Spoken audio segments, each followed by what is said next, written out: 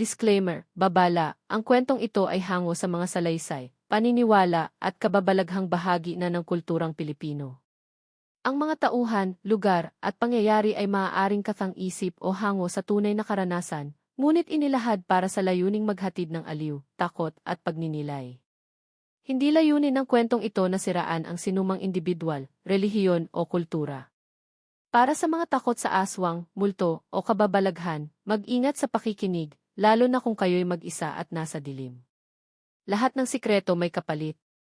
Sa isang payak at tahimik na bayan sa probinsya ng San Rafael, kilalang-kilala si Dino bilang isa sa mga pinakamasipag na tindero ng isda sa palengke. Araw-araw bago pa sumikat ang araw, naglalakad na siya mula sa kanilang maliit na bahay pauwi sa dulo ng palengke dala ang mga bagong huling isda mula sa tabing dagat. Mag-isa na lamang siya sa buhay maliban sa kanyang lola Pasita, isang matandang babae na dating kilalang hilot at albularya sa kanilang lugar. Tahimik ang kanyang buhay, simple, may halong hirap pero puno ng sigla at respeto mula sa mga suki sa palengke. Likas na mabait si Dino, hindi pala away at higit sa lahat, may malasakit sa kapwa. Ngunit isang gabi ng tag-ulan, nagbago ang lahat. Gabing 8 dalang hiwaga isang gabi, pasado 9:00 na ng gabi, huli na sa karaniwang oras ng kanyang pag-uwi. Galing siya sa huling benta sa malayong barangay, at habang binabaybay ang madilim at maputik na daan pa uwi, may nakita siyang anino sa gilid ng kalsada. Tulungan mo, mahinang ungol ng isang babae. Nanginginig sa lamig at putikan ang kanyang katawan. Basang-basa ito at may mga sugat sa braso at binti. Sa unay inakala ni Dino na biktima ito ng karahasan o aksidente. Lumapit siya, inilawan ng kanyang maliit na flashlight at napansin niyang may mga hiwang tila kinalmot sa balat ng babae. Maging ang damit nito'y punit at duguan. Ang pangalan daw ng babae ay Lira. Hindi raw niya matandaan kung paano siya napunta roon, basta't nagising na lang siya sa gitna ng daan. Yandis bodega ng yelong kanyang lihim, hindi kayang iuwi ni Dino ang babae sa kanilang bahay, dahil baka matakot ang kanyang lola o makutuban ng mga tsismosa. Kaya dinala niya ito sa isang lumang bodega ng yelo malapit sa palengke, na siya ring kanyang pahingahan kapag siya'y pagod galing sa laot. Nilinis niya ang mga sugat ni Lira gamit ang tubig alat at lumang tela. Sa kabila ng mga sugat, mapapansin ang taglay nitong kagandahan, mahaba ang buhok, maputla ngunit mapang-akit ang mga mata, at may boses na kakaiba ang tono, parang palaging nangungusap na mailihim na hindi masambit. Habang nagpapahinga si Lira, napansin ni Dino ang kakaiba. Ang dugo nito ay mas malapot at halos maitim. Sa halip na tubig, dugo ng isda ang mas gusto nitong inumin. At sa kabila ng sugat, kinabukasan ay halos wala ng bakas ng sugat sa balat nito. Kakaibang pangyayari si palengke sa sumunod na mga araw. Hindi agad gumaling si Lira pero hindi rin siya lumala. Lingid sa kaalaman ng lahat, araw-araw ay pinupuntahan ni Dino si Lira upang dalhan ng pagkain, isdang hilaw, dugo ng kalabaw mula sa karnehan at tubig. Habang siya ipatagong tumutulong, napansin ng mga tindero sa palengke na may nawawala sa mga paninda nilang isda sa gabi. Minsan daw ay parang may aninong dumaan o may tunog na nilalang na gumagapang sa mga bubong. May isa pang insidente, isang pusa ang natagpo ang walang laman ang katawan, lahat ng lamang loob ay nawala. Ang balita'y mabilis na kumalat, baka raw may aswang sa palengke. Si Dino, bagamat takot, ay pilit itinatago ang babae sa bodega. May parte sa kanya na nagsasabing baka hindi ito masama, baka kailangan lang ng tulong, at baka ito na ang pagbabagong magpapasaya sa kanyang mag-isa ng buhay.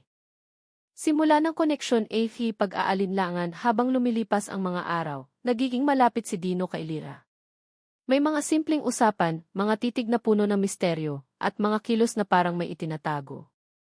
Hindi niya maiwasang mahulog ang loob sa kanya, kahit pa maihinala siyang hindi ito karaniwang tao. Isang gabi, naalimpungatan siya sa tunog ng pagaspas ng pakpak, at sa labas ng bodega, nakita niyang wala si Lira. Kinabukasan, bumalik ito may dugo pa sa labi at ang tanong ni Dino ay hindi na niya napigilan, Lira ano ka ba talaga? Pagkaraan ng ilang araw mula nang matagpuan ni Dino si Lira sa gilid ng kalsada, unti-unting bumalik ang sigla ng dalaga. Ngunit habang siya ay nagpapagaling sa lumang bodegang tanging si Dino lamang ang may access, napapansin ng binata ang mga palatandaang hindi basta-basta maipaliwanag ng lohika. Sugat na parang alamat noong unang gabi, puno ng galos, hiwa at pasa si Lira. Halatang muntik na siyang mapatay sa sinapit niya. Ngunit pagkaraan lamang ng isang araw, nakita ni Dino na halos wala ng bakas ang ilan sa mga sugat. Pagkalipas ng 3 araw, maging ang malalalim na hiwa ay naghilom na. Parang hindi ito tao. Dahil kahit si Lola Pasita, ang albularyong kilala sa bayan, ay sinasabi dati na kahit ang matibay na katawan ng mandirigma ay hindi ganun kabilis maghilom. Hindi na lang nagsalita si Dino, ngunit hindi niya maiwasang manlamig sa tuwing nakikita ang balat ni Lira, makinis na at walang bakas, na parang hindi kailanman nasaktan. Pambihirang pagkain, dugo ng isda isang umaga, nagdala si Dino ng kanin, pritong isda, at sabaw ng gulay kay Lira. Ngunit imbes na kainin, itinulak ni Lira ang pinggan. Napapikit ito, tila nasusuka. At sa boses na bahagyang nanginginig, sinabi niya, "Wag, hindi ko yan kaya. Bigyan mo na lang ako ng dugo." Nagulat si Dino. Anong dugo? Dugo ng isda. O ng kahit anong hayop. Yun lang ang kaya ng tiyan ko. Sa unay inisip ni Dino na baka may karamdaman ito. Baka may allergy o may kakaibang kondisyon sa katawan. Ngunit nang ipatikim niya ang sariwang dugo ng bangus, nakita niyang nanginig ang katawan ni Lira sa tuwa, at sa ilang saglit lamang ay parang lumiwanag ang kanyang mga mata. Hayop na nawawala, isdang ninanakaw sa palengke, umuugong na ang mga bulong. Isa raw sa mga nagtitinda ng manok, si Aling Shon, ay nawala ng ilang panabong. Pinaniniwala ang kinain ng buitre, pero walang nakitang bakas ng balahibo o kagat. Sa tindahan ng isda ni Dino, ilang beses niyang napansin na may nawawalang 2 tilapia o galunggong tuwing madaling araw. Pinagsuspetsahan siya ng isang tinderang kainggit, ngunit sinabi niyang baka daga lang ang may gawa. Pero ang totoo, si Lira ang kumukuha. Gabi-gabi, bago matulog, sinasali ni Dino sa isang lumang tabo ang dugo ng isda at iniiwan ito sa gilid ng bodega. Pagdating ng umaga, ubos. Minsan, pati ang mismong isda, nangangat-ngat at tila sinimot pati tinik. Hindi normal ang katawan isang gabi, habang pinapalitan ni Dino ang lampas ng tela sa bintana ng bodega, nahulog sa pagkakatayo si Lira. Napasubsob ito sa kahoy na mesa. Sa pagkabigla, tumakbo si Dino upang damayan siya. Ngunit laking gulat niya nang tumama ang noo ni Lira sa matalim na sulok ng mesa, at wala man lang bahid ng dugo. Imbes na umaray, umangat ang babae na tila walang naramdaman at mumiti lang. "Hindi mo kailangang mag-alala, Dino. Sanay ako sa sakit." Para kay Dino, ibang uri na ito ng pagiging sanay. Mga tanong na hindi maamin ni Lira habang pinapalipas ang gabi, naging madalas ang kanilang usapan. Si Dino, bagamat likas na mahiyain, ay nadadala ng presensya ni Lira. May lambing ang boses nito, at sa bawat tanong, parang may laging lihim na nakatago sa sagot. Nang minsan tinanong niya kung may pamilya ba si Lira, sumagot ito ng, "Wala na akong pamilya, pinutol ko na ang ugnayan ko sa kanila. Hindi ko ginusto kung sino ako ngayon." Sa bawat tanong, may katiting na katotohanan pero maraming kulang. Isang gabi, habang nagkukwento si Dino tungkol sa yumaong mga magulang niya, nabanggit niya na hilot at manggagamot ang kanyang lola Pasita. Tumahimik si Lira. Napatingin ito kay Dino ng matalim, sa kabumuntong hininga. "Dapat huwag mo sanang sabihin kahit kanino ang tungkol sa akin. Lalo na sa mga kagaya ng iyong lola, panaginip o babala?" Kinagabihan, nanaginip si Dino ng isang kakaibang imahe, isang babae na nakatayo sa bubong ng palengke, duguan ang damit, lumilipad habang humahagiki. Tila kalahating tao, kalahating hayop. At sa kanyang likuran, may mahahabang kuko at ngipin na parabang pangil ng baboy damo. Pagkagising niya, pinagpawisan siya ng malamig. At nang balikan niya si Lira sa bodega, nakitang pawis na pawis rin ito, ngunit nakangiti. "Napanaginipan mo rin ba ako, Dino?" tanong ni Lira, kahit hindi pa niya kinukwento ang kanyang panaginip. Hindi na siya sumagot. Umupo lang siya sa tabi ni Lira. Tahimik. Madilim. Ngunit sa puso niya ay may tanong na hindi niya na mabitawan, "Bakit ako hindi natatakot sa iyo kahit alam kong dapat ay matakot ako?" Lihim na damdamin sa kabila ng takot at pagdududa, hindi niya maitatanggi, may nararamdaman siyang kakaiba para kay Lira. Hindi lang awa, kundi parang may paghanga sa kabila ng lahat ng hindi niya naunawaan. Si Lira rin, bagamat malamig ang presensya, ay nagpapakita ng kakaibang pagkalinga. Sa bawat titig, sa bawat saglit ng katahimikan, may namumuong koneksyon, kahit batid nilang pareho na mapanganib ito. Pagtatapos ng bahaging ito, habang lumalalim ang gabi, at habang patuloy ang pagbabantay ni Dino sa dalagang hindi niya lubos maipaliwanag, unti-unti niyang nauunawaan, ang tinutulungan niya ay hindi isang ordinaryong babae. At ang katotohanang iyon ay maaaring ikapahamak niya. Habang lumilipas ang mga araw, lalong lumalalim ang misteryong bumabalot sa katauhan ni Lyra.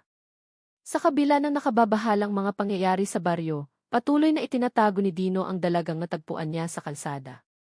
Hindi na niya alam kung awa, pagmamahal, o takot ang nagtutulak sa kanya para magpatuloy, pero ang alam niya, hindi na siya basta makakawala sa sitwasyong ito.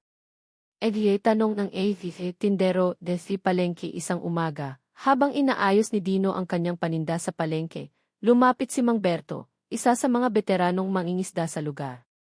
Dino, napansin ko lang parang iba ang kilos mo nitong mga nakaraang araw. Palaging hating gabi ka na kung umuwi, ha? At parang laging kulang ang paninda mong isda kinabukasan. May tinatago ka ba, iho? Napakamot ng ulo si Dino. Pinilit mumiti. Iwala po. Medyo pagod lang siguro. Baka kinukulang na rin ako sa huli. Ngunit hindi siya kumbinsido. Pati si Aling Teresing, ang matandang tsismosa sa karinderya, ay may puna, may nakita akong anino sa likod ng bodega mo nung isang gabi. Babae ata. Huwag mong sabihing may tinatago ka dyan, ha? Mahirap na baka aswang. Napalunok si Dino. Hindi niya alam kung paano iiwas sa mga tanong. Ramdam niyang padami na ng padami ang mga nagkakainteres sa kanya, at sa lumang bodegang dati pinagtatawanan lang ng mga tambay. Gabing walang katahimikan, lalo pang tumindi ang mga kakaibang pangyayari tuwing gabi. Minsan, may mga batang biglang nagkakasakit, nilalagnat na tila bangungot ang sanhi. May alagang kambing ang nawala ng dugo, at ang sabi ng may-ari, parang pinatuyo ng nilalang na hindi hayop, hindi rin tao. Isang gabi, habang binabantayan ni Dino si Lyra na mahimbing na natutulog sa loob ng bodega, nakarinig siya ng pagaspas sa bubong. Agad siyang tumayo, kinuha ang kanyang lumang gulok at lumabas upang silipin. Ngunit wala siyang nakita, kundi isang malaking aninong dumaan sa itaas ng mga bahay sa kabilang kalsada. Nang bumalik siya sa loob, gising na si Lyra. Dino, may sumusunod sa akin. Ano bang ibig mong sabihin? Tanong niya, halos hindi makahinga. Hindi lang ako ang nilalang na gaya ko. Hindi lahat ng kagaya ko ay may konsensya. At kapag nalaman nilang ako ay tinutulungan mo, baka pati ikaw ay damay. Tunay idisi pagkatao, dinay Lyra. Dumating ang isang gabing hindi na napigilan ni Dino ang tanong na matagal na niyang gustong bitawan. Lyra, aswang ka ba? Tahimik. Huminga ng malalim si Lyra. Lumapit sa kanya at tumitig ng diretso sa kanyang mga mata. Hindi ko pinili ang ganito. Ipinanganak akong kalahating tao, kalahating hayop. May mga panahong nilalabanan ko ang uhaw, pero may gabi na hindi ko kayang pigilan ang sarili ko. Kaya ba nawawala ang mga isda? Yung dugo, tanong ni Dino, halos pabulong. Tumango si Lyra. Ako ang dahilan. Pero sinikap kong huwag manakit ng tao. Hindi tulad ng iba. Labis ang pagkalito ni Dino. Hindi niya alam kung matatakot ba siya o maaawa. Ngunit sa kabila ng lahat ng nalaman niya, ang puso niya ay hindi magawang tumalikod. Lyra, tutulungan pa rin kita. Pero kailangan nating maging maingat. Maraming mata. Maraming tenga. Kapag nalaman nila ang totoo, baka ikaw ang patayin nila.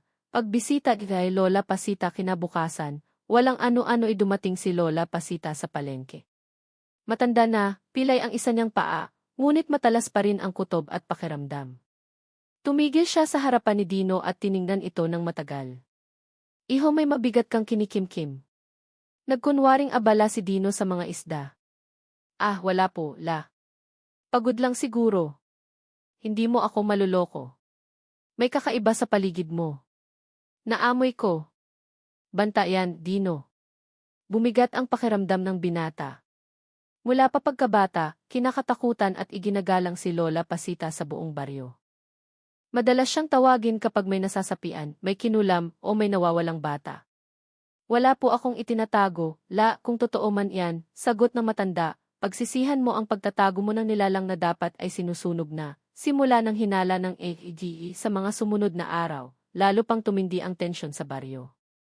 May isang matandang babae na natagpo ang walang malay sa bukirin, walang sugat, ngunit tuyong-tuyo ang katawan. Isang grupo ng kabataan naman ang nakakita ng aninong lumilipad sa tapat ng bodega ni Dino. Isa sa kanila ay tumakbo sa barangay at sumigaw, may aswang sa palengke. Doon sa lumang bodega. At dito na nagsimula ang pagbabantay ng mga tao.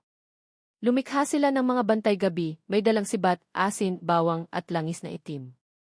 Pati ang simbahan ay nakisali, nagsagawa ng dasal at prosesyon sa palengke upang itaboy ang nilalang. Si Dino, sa loob ng kanyang isipan, ay naguguluhan at nasasakal. Paano niya maitatago pa si Lira kung buong baryo na ang naghahanap sa kanya? Yan pagsubok si kanyang konsensya sa bodega. Nakatago si Lira, nanginginig, habang pinapanood ni Dino sa maliit na butas ang mga taong naglalakad-lakad sa palengke na may dalang sulo. Ang mga mata ng tao ay puno ng takot at galit. Lahat ay may isang layunin, hanapin at patayin ang aswang. Dino, kung kailangang umalis ako, sasama na lang ako sa kagubatan. Huwag ka nang madamay sa akin. Ngunit ang sagot ni Dino ay simple lang, hindi ako papayag na patayin ka ng mga taong hindi ka man lang lubos na kilala. At sa gabing iyon, isinumpa ni Dino sa kanyang sarili na kahit sino pa si Lira, kahit aswang pa siya, ipaglalaban niya ito hanggang sa kanyang huling hininga.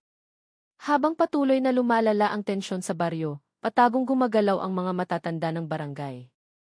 Sa pangunguna ni Lola Pasita, na dating albularyo at itinuturing na tagabantay ng lihim, isinasagawa na ang isang plano, isang paglusob na layong tuldukan ang panibagong banta sa kanilang lugar. Ngunit ang hindi alam ng lahat, ang nilalang na nais nilang lipulin ay siyang inaalagaan at iniibig ni Dino. Ang lihim ng matandang albularyo, kilala sa baryo si Lola Pasita bilang taong may ika-6 na pandama. Kadalasan ay hindi siya lumalabas ng bahay maliban na lang kung may espiritong hindi matahimik, may batang pinaglalaruan ng duwende, o may nilalang na sumasalakay. Noong gabing nakita niya si Dino, agad niyang naramdaman na may ibang nilalangki sa paligid nito, mabigat, malamig, at nangangailangan ng dugo para mabuhay. Ipinatawag ni Lola Pasita ang mga piling matatanda sa barangay, sina Mang Berto, Aling Dida, Kapitana Rosal, at ilang tanod. May nilalang sa bodega. Hindi siya basta tao. Hindi rin hayop. Isa siyang aswang, mariing sabi ng matanda. Paano po ninyo nalaman, La? Tanong ni Kapitana. Sa amoy. Sa hangin. Sa galaw ng mga hayop sa paligid ng bodega. At higit sa lahat, sa paghilom ng mga sugat ni Dino at ng babaeng hindi natin pa nakikita, pagbabalik ng sinaunang ritual ibinunyag ni Lola Pasita na sa panahong iyon, maaaring kailanganin nilang bumalik sa ritual ng pagtataboy. Isang sinaunang tradisyon ng mga albularyo sa tuwing may aswang sa baryo. Nag-utos siyang maghanda ng mga sumusunod, bawang at asin itim na langis mula sa niyog na ginayuma, sibat na may dulo ng buntot pag-ianting-anting na may dasal ng kabal, ngunit mas malalim pa ang kanyang plano. Hindi lang basta taboy ang kailangan natin. Kung aswang man ang nasa bodega, dapat itong wasakin. At kung may taong sangkot, dapat niyang pagbayaran ang pagtataksil sa kanyang bayan, lira at ang halimuyak ng unos. Habang tahimik na naghahanda ang mga tao sa baryo, hindi rin matahimik si Lira. Ramdam niya ang papalapit na panganib, hindi dahil sa takot, kundi dahil sa pag-ibig. Dino, hindi na tayo ligtas. Ramdam ko ang pagkilos ng mga matatanda. Baka bukas, lusubin na nila ang lugar na ito. Kung ganoon, aalis tayo. Pupunta tayo sa ibang bayan. Ngunit umiiling si Lira. Hindi ganoon kadali. Likas na sa akin ang pagkaaswang. Kahit saan tayo pumunta, maaamoy nila ako. Aamuyin nila ang takot ko, ang dugo sa laman ko. Hindi ako makakatakas. At kung kasama ka, mamamatay ka rin. Dumapit si Dino sa kanya at hinawakan ang kanyang kamay.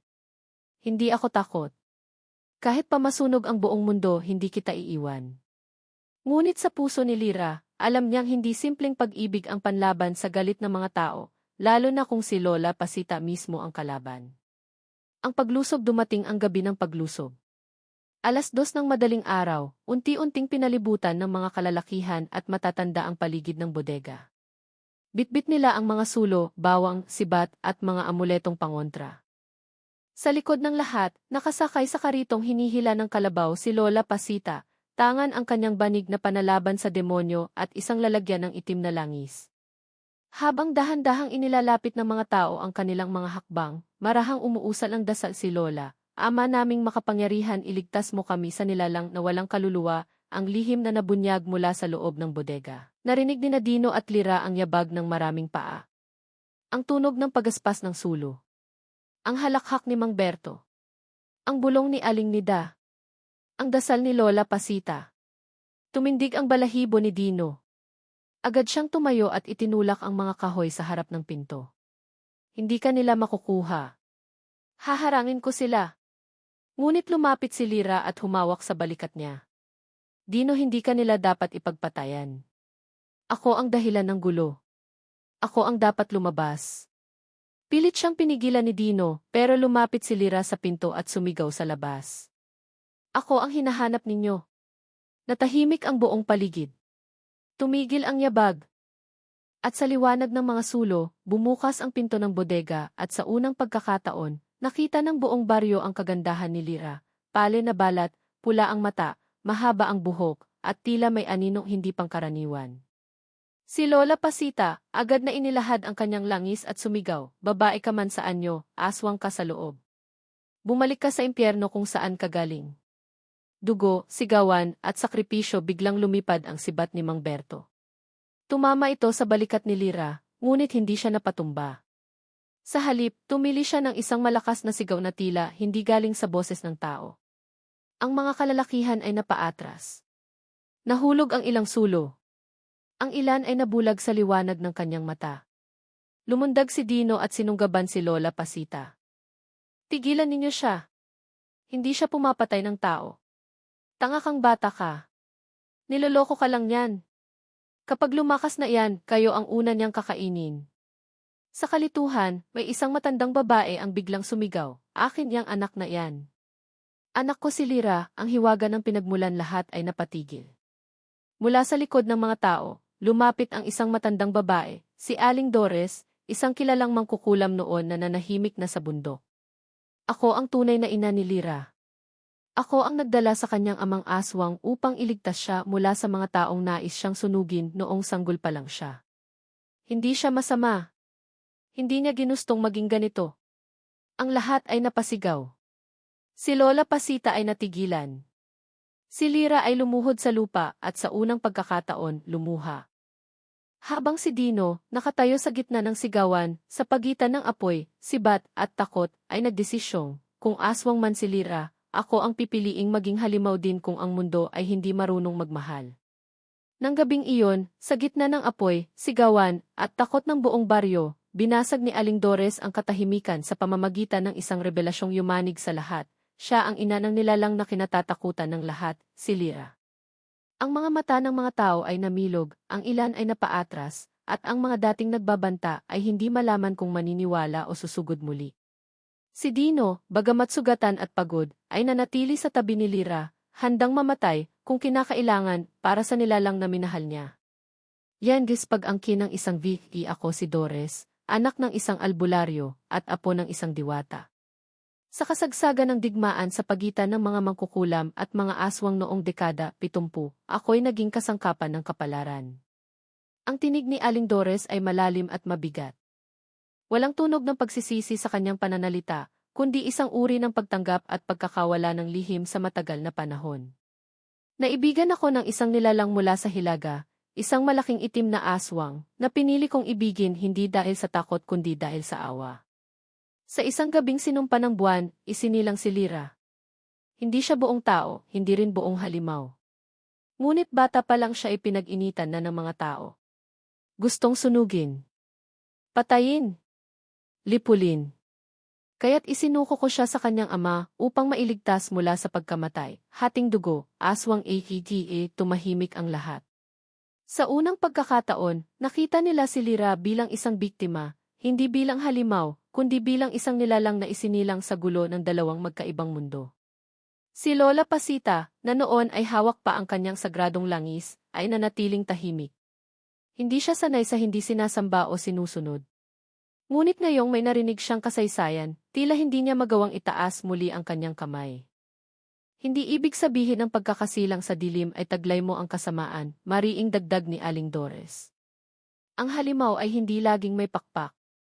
Minsan, ito'y naglalakad sa ilalim ng araw, at nakasuot ng krus, pagkakahati ng opinyon barangay sa kabila ng mga nalaman, hindi pa rin kumbinsido ang ilan. Si Mang Berto, bagamat hindi umimik, ay tila naghihintay pa rin ng isang senyales upang tuluyang lumusog. Kahit anong paliwanag, aswang pa rin yan, bulong ng isa sa mga tanod. Ngunit may ilan namang nabagbag ang damdamin. Ang mga kababaihang ina ng barangay, lalo na si Aling Clara, ay lumapit sa harap. Kung anak mo yan, Dores, at kung totoong ang hindi siya pumapatay ng tao marahil, dapat nating pag-isipan muna bago tayo muling manugat. Sa unang pagkakataon, nabiyak ang pagkakaisa ng galit. May ilan pa ring gustong patalsikin si Lira, ngunit ang mas nakakatakot ay ang pagkakahating ito ay nagbigay ng panibagong tensyon sa buong baryo. Lahat ng sugat ay ugat bumalik si Aling Dores sa sentro ng bilog.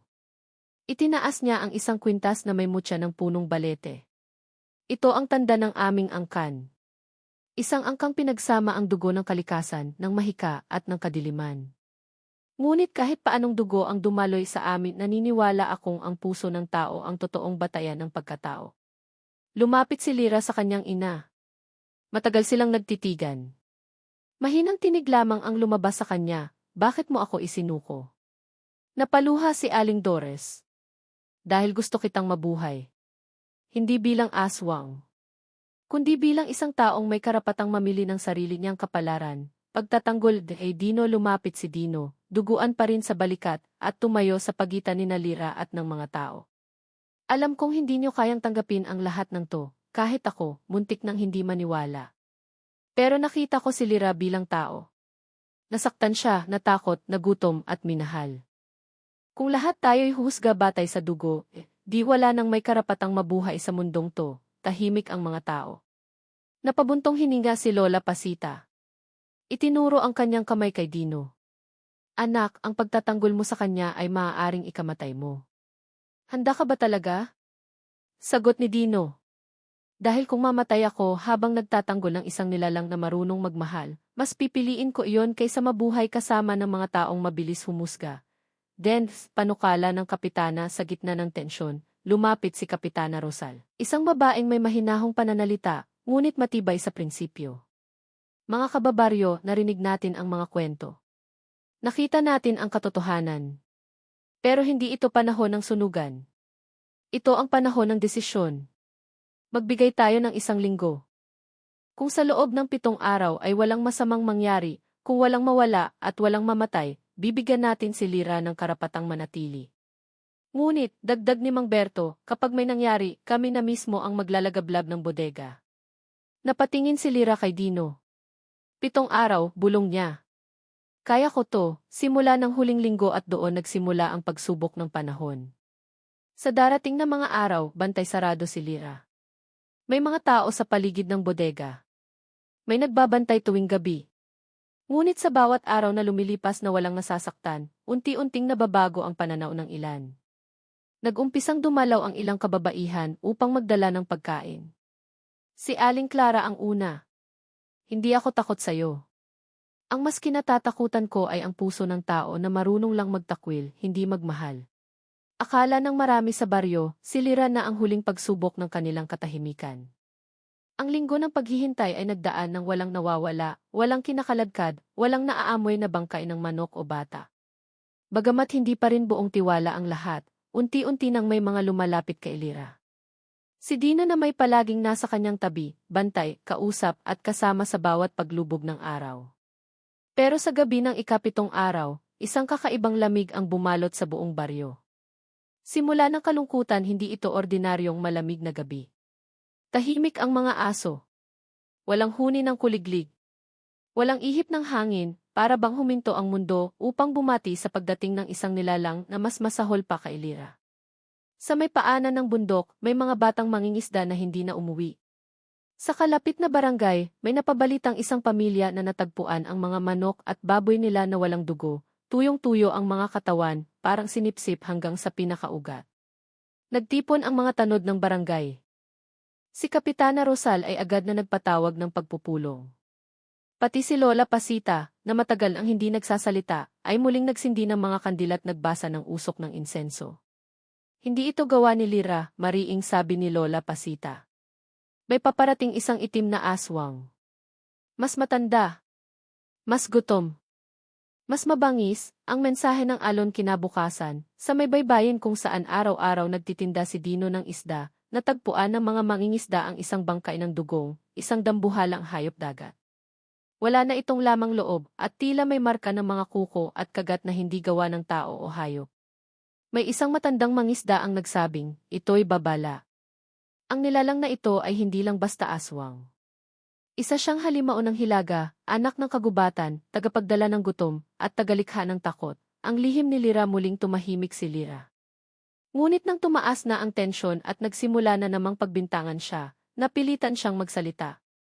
Totoo ang sinasabi ng matanda. May paparating. Siya ang aking ama. Nagkagulo ang mga tao. Ano? Babalik ang ama niyang aswang. Ibig sabihin, may mas malakas pa kay Lira. Niloloko lang tayo ng babaeng iyan. Ngunit hinarap ni Lira ang lahat at mariing sinabi, pumunta siya rito hindi para ako ikunin. Pumunta siya rito para ako iwasakin. Ama laban sa anak ibinunyag ni Lira na ang kanyang ama, ang itim na aswang mula sa Hilaga, ay isa sa mga pinakamatandang nilalang sa kanilang lahi. Isa siyang hari ng mga ligaw na espiritu, may kapangyarihang palakasin ang sarili gamit ang takot ng mga tao. Noong bata pa ako, itinuro niyang ang pag-ibig ay kahinaan. Ngunit nang tumanda ako at piniling maging tao, itinakwil niya ako. Para sa kanya, ang pagkatao ko ay isang kahihiyan. At ngayon, babalik siya, hindi para iligtas ako kundi para tapusin ang dugong hindi ayon sa kanyang lahi. Nagtaka si Dino. Bakit hindi ka lumaban noon pa? Dahil bata pa ako. Takot ako. Ngayon lang ako natutong tumindig, dahil sa'yo, ang paghahanda sa digmaan nagpasya ang buong barangay na magtulungan. Sa unang pagkakataon, tinanggap si Lira bilang isa sa kanila, hindi bilang aswang, kundi bilang isang kasama sa laban. Si Lola Pasita ay muling nagbukas ng bowl ng mga sinaunang gamit, buntot pagi, pangil ng baboy damo, dahon ng saging na may dasal, at mga talisman ng pananggalang. Kung may halimaw na paparating, kailangan nating labanan ito bilang isang bayan. Nagsimula silang magtayo ng depensa, patibong sa palibot ng baryo, mga buntot pagi sa poste ng ilaw, at mga tanod na nakaantabay sa bawat kanto. Habang si Lira, sa tulong ni Aling Dores, ay inihahanda ang kanyang sarili sa ritual ng pagtanggap, isang sagradong seremonya kung saan pinipili niya na isuko ang bahagi ng kanyang pagkaaswang upang muling maging tao.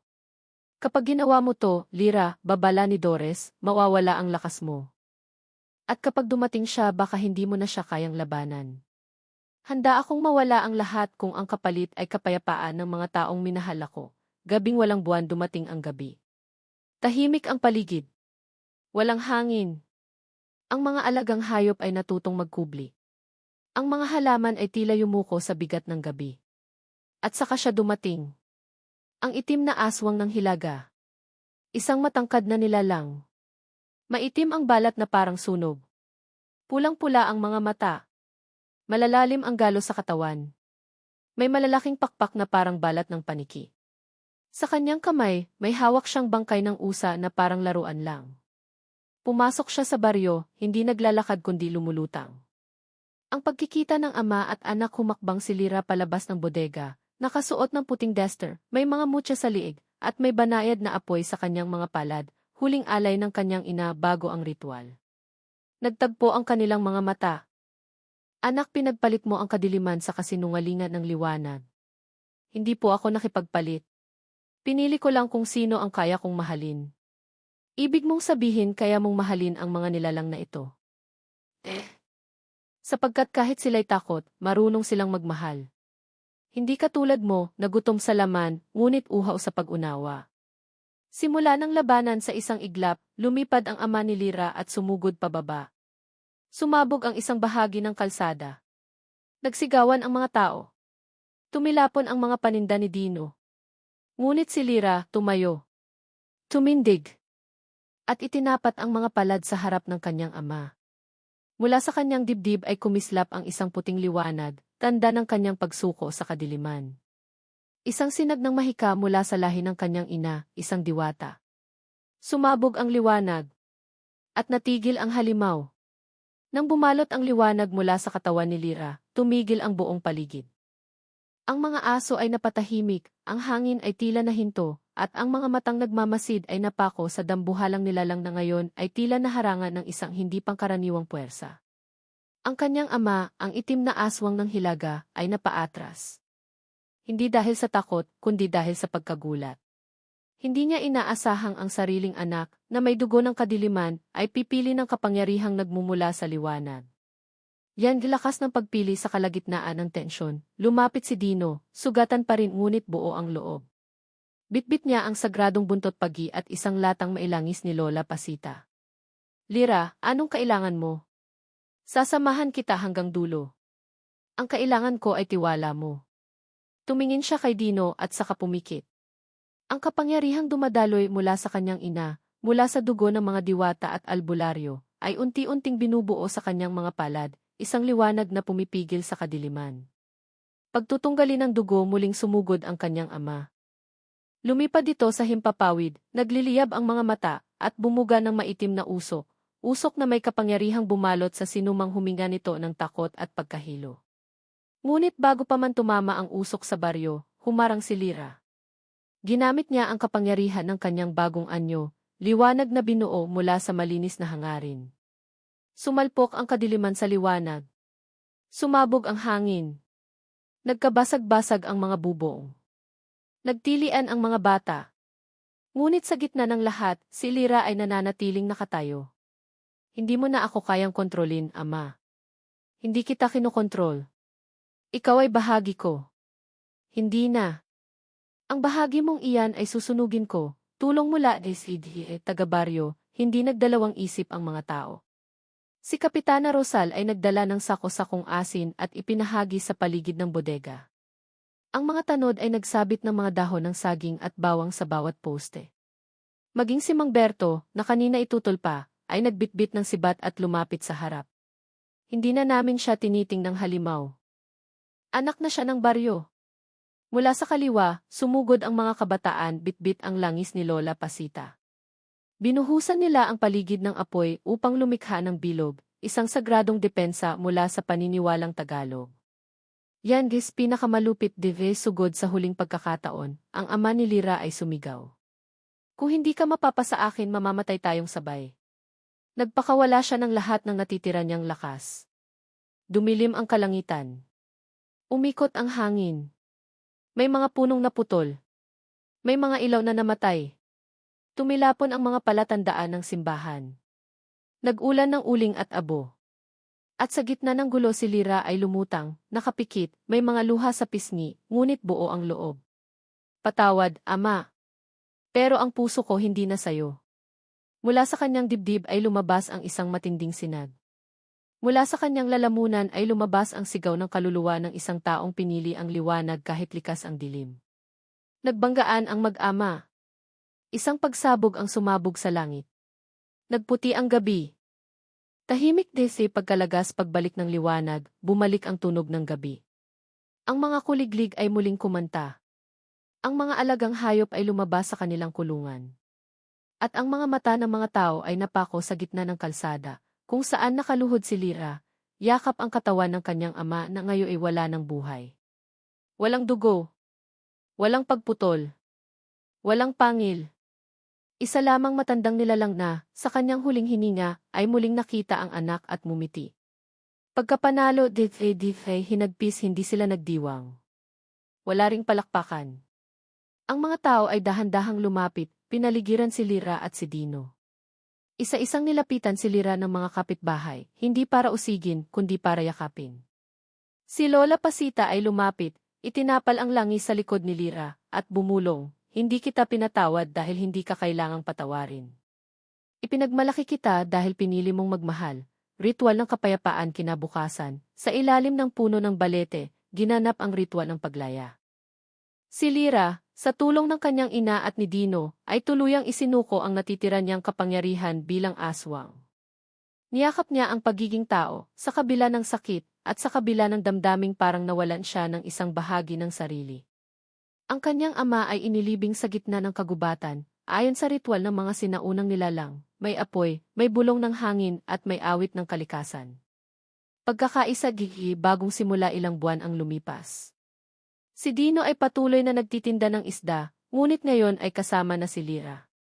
Magkasama silang tumatawa, magkasamang pinupunasan ang lamesa, at magkasamang pinapalaki ang mga halamang gamot na minana pa mula kay Aling Dores. Ang mga bata sa baryo ay hindi na natatakot. Ang mga matatanda ay may bagong kwento. At tuwing gabi, bago sila matulog, nakatingin si Lyra sa langit at bumubulong, "Salamat sa pagbibigay sa akin ng pagkakataong maging tao. Wala nang nawawala, wala nang kakaibang amoy sa gabi, at ang mga aso ay natutong muli na tahulan lang ang pusa at hindi ang mga multo." Ang dating binatang tindero ng isda, si Dino, ay naging tanyag na bayani sa kanilang lugar. Hindi dahil sa kanyang lakas, kundi sa kanyang katatagan.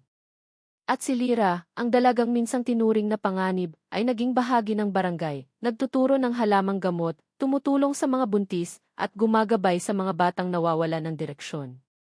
Pero kahit sa katahimikan, may tahimik na panata si Lyra, isang panatang hindi niya kailanman binanggit kahit kay Dino. Yan panatad, si lihim de burol tuwing ika-negatibo 13 ng buwan, pumupunta si Lyra sa burol sa dulo ng kagubatan. Doon siya nag-aalay ng insenso at kandila sa paanan ng isang malaking punong balete. Dala niya ang isang matandang kasulatan na iniwan sa kanya ng kanyang ina, isang aklat ng sinaunang sumpa. Hindi natatapos ang kadiliman sa pagkamatay ng isa. Ito ang paniniwala ni Lyra. Sapagkat sa kanilang lahi, kapag pumanaw ang isang matandang aswang, ang kanyang kapangyarihan ay naipon at inihahanap ng bagong tagap. Minsan ay narinig siya ni Dino na bumubulong sa ilalim ng hininga, "Ako ang nauna sa lahat pero siya ang pinili." Sa akin napunta ang takot sa kanya, ang pag-ibig. At mula noon, nagsimulang makakita si Lyra ng mga itim na uwak na naglalakad sa paligid ng bahay nila. Isang gabi, habang naliligo siya sa poso, may malamig na kamay ang humawak sa kanyang balikat. Ngunit paglingon niya wala namang tao. Yan pag-usig AC katotohanan, hindi ito pinalampas ni Lyra. Ginamit niya ang natitirang kaalaman sa pang-amoy ng aswang. Sa pamamagitan ng dahon ng kamangyan at luya, sinundan niya ang amoy ng dugo at hinanap ang sentro ng bagong kapangyarihang namumuo. At doon niya natuklasan, sa silong ni Mang Cesar, may itim na altar, may ulo ng manok, may patak ng sariling dugo, at may isang patak ng luha ng galit. Nakahanap ng katawan ang kapangyarihan ng aking ama at ito'y si Mang Cesar. Yan bagong banta si Mang Cesar ay hindi katulad ng kanyang ama. Hindi niya minana ang karunungan ng mga aswang. Ang nakuha niya lang ay ang lakas at gutom.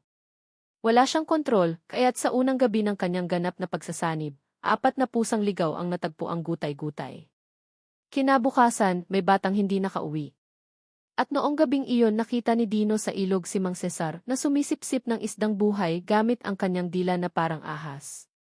Yan muling pagtindig kay Lyra na pilitang bumalik si Lyra sa kanyang pinangakong panata, na hindi na muling gagamit ng kapangyarihan. Ngunit sa pagkakataong ito, hindi para ipagtanggol ang sarili, kundi para iligtas ang buong baryo. Sa tulong ni Dino, Lola Pasita, at ng mga kabataan ng barangay, muling sinindihan ang mga insenso ng depensa, muling ibinalik ang buntot pagi sa bawat bintana, at muling sinanay si Lyra hindi bilang aswang, kundi bilang tagapangalaga. Kung ang kapangyarihan ay muling nabuhay, kailangan ko ring muling bumangon. Ritual ng pagtatawid sa huling gabi, naganap ang ritual ng pagtatawid. Isang sinaunang seremonya kung saan hihigupin ni Lyra ang natitirang piraso ng kapangyarihan ng kanyang ama mula kay Mang Cesar upang ito'y tuluyang sunugin sa liwanag. Ngunit may kapalit ito, hindi na siya kailanman magiging ganap na tao.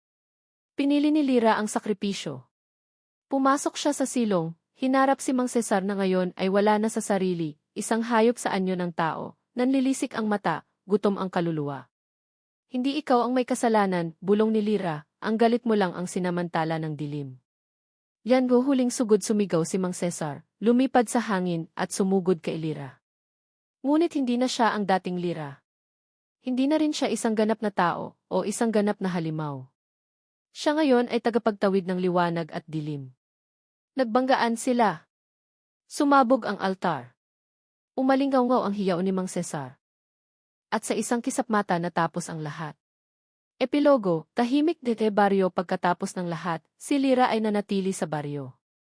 Hindi na siya kilalang aswang. Hindi rin siya ganap na tao.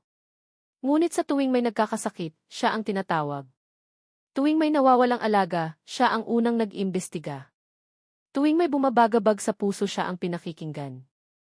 At tuwing gabi, bago matulog si Dino at si Lira, lagi nilang sinisigurong may nakasinding kandila sa may bintana, paalala ng katotohanang minsan, ang dilim ay dumaan pero pinili nilang maging liwanag.